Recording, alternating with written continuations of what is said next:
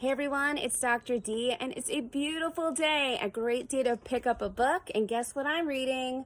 Building Thinking Classrooms in Mathematics by Peter Liljehall. Guess what? I'm hosting a webinar on Thursday. That's right, this Thursday, July 7th at 7 p.m., where I'm going to be talking about Peter's 14 research-based practices that are having a profound impact in the classroom.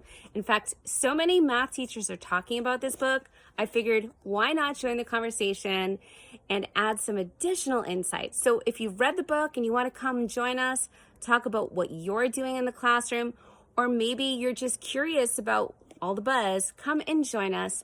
And if you're not a math teacher, you're going to find that a lot of these practices go across disciplines. So we'll be talking about assessment, note-taking, collaborative group work, and what are great thinking tasks for your class. Don't forget to join, and I look forward to seeing you Thursday, 7 p.m. on my YouTube live channel.